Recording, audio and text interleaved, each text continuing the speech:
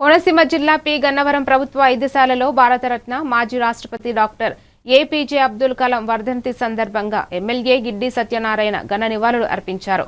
కలాం విగ్రహానికి పూలమాలలు వేసి నివాళులు అర్పించిన అనంతరం ఆయన సేవలను స్మరించారు. శాస్త్రవేత్తగా, రాష్ట్రపతిగా దేశానికి కలాం చేసిన సేవలు చిరస్మరణీయమని కొనియాడారు.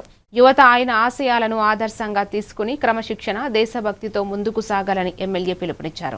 కోనసీమ జిల్లా పి గన్నవరం నియోజకవర్గం, ఈ నియోజకవర్గంలో ఉన్నటువంటి హెడ్ క్వార్టర్స్లో మన హాస్పిటల్లో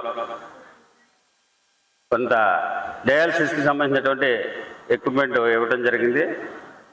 ఈ సందర్భంగా ఉన్నతమైనటువంటి చదువు చదివి మరి ఈ భారతదేశంలోనే అత్యున్నతమైనటువంటి శాస్త్రవేత్తగా పేరుగాంచడం జరిగింది.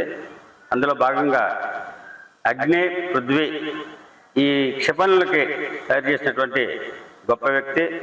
అంతేకాకుండా పోక్రాన్ అణుపరీక్షల్లో ప్రపంచానికి సాటినటువంటి గొప్ప మేధావి మన అబ్దుల్ కలాం గారు.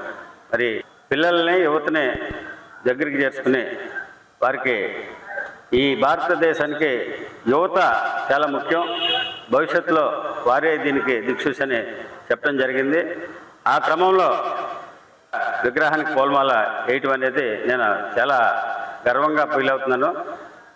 ఈ మహానుభావుడికి ఆదర్శంగా తీసుకుని మరి మన యువత కూడా ఆయన ఆదర్శంగా తీసుకుని ఆయన ఆశయాలని ఆయన యొక్క అనుసరులుగా జీవిస్తే ఈ భారతదేశంలో మంచి అభివృద్ధిలోకి వస్తారని భావిస్తూ నాకు ఈ అవకాశం ఇచ్చినటువంటి మీ అందరూ కూడా ప్రత్యేకమైనటువంటి అభినందనలు తెలియజేస్తాను. Thank you.